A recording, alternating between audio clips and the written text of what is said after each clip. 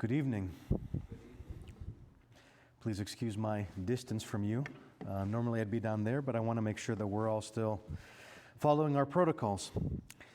In my life, I haven't had too many job interviews. I worked at my dad's restaurant growing up, through high school and college. As far as I know, we don't job interview priests to go to parishes. But in between, I did have a few jobs. At seminary, I had to get a job so I could help pay my tuition, and during college, a few things here and there. And I recall sitting down with the owner or the manager, supervisor. Some of us who might even be employers in this room right now might have a similar experience of what I'm describing. And you usually fill out a piece of paper and then get asked a few questions. What do you know? I see that you're applying for this job. Can you do XYZ? Can you do this? Are you good at this? Are you good at numbers? Are you good at counting? Are you good at customer service, interacting with people, managing others, whatever it might be? And even though you are applying for one position, there is one thing that employers often look for.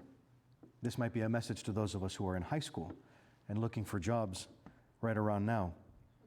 There's one thing that often employers look for, and that is versatility. Versatility.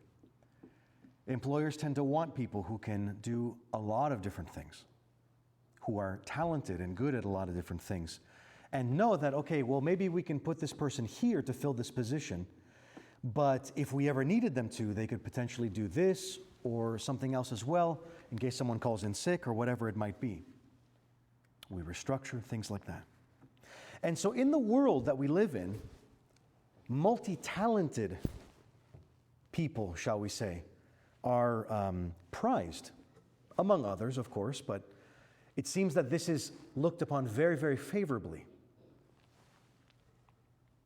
Now, when it comes to our veneration of the Mother of God, we hear so many different kinds of hymns in the services tonight.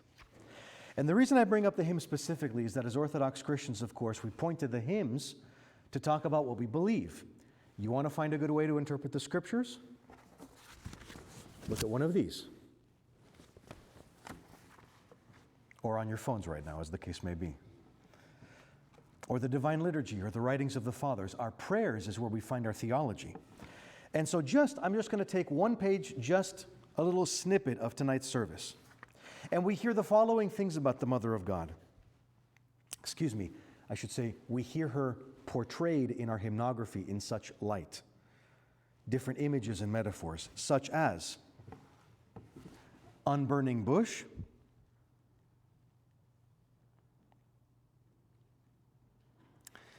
chariot of the noetic sun, truly ripe cluster of grapes, the mystical rod, the unfading rose,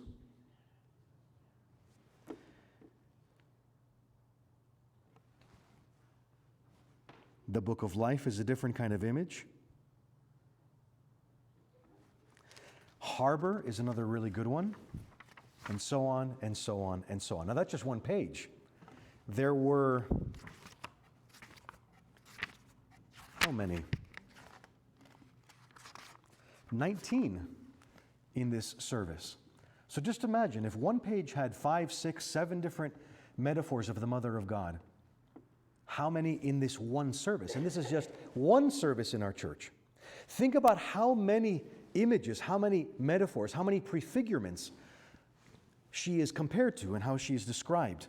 And the reason this is significant is not just because of the poetry that is found in tonight's service, because the salutations are a poem, as I've said many times in the past, and very deliberately were intended to be.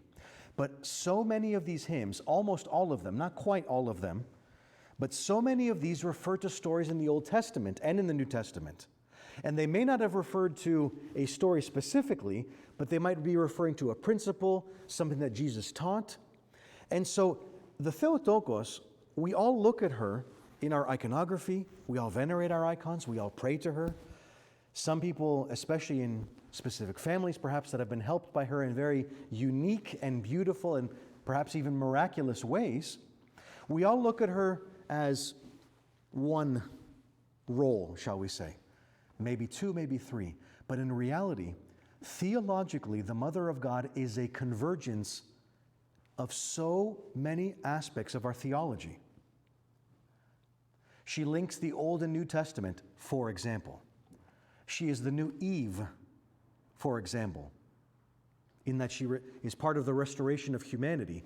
The first Adam and Eve were the fall of humanity. The new Adam and Eve, Christ as the new Adam and the Panagia as the new Eve, are part of the restoration of humanity. The images that have been mentioned in here, the unburning bush, refers to the burning bush of Moses. The chariot of the Noetic son. Now, Father Niko is not versed on every little story in the Old Testament, but Elijah was taken to heaven with a chariot, in a chariot. The cluster of grapes was when the Hebrews had been released from slavery, come out of Egypt, and went to the Holy Land for the very first time, to the land of Canaan. And a huge cluster of grapes was brought out. Anyway, I could keep going. Rose and blossoms and this and that. That refers to the rod of Aaron, who was the first priest. And to prove that he was the first priest, a miracle took place that blossoms came out. Anyway, again, this is all just in one page. So when we want to talk as human beings about versatility, think about how versatile, of course in a different way, spiritually, mystically, noetically, scripturally? Is that a word? Did Father Niko just make it up? I'm not sure. But in any case, you get my point. There is so much richness here.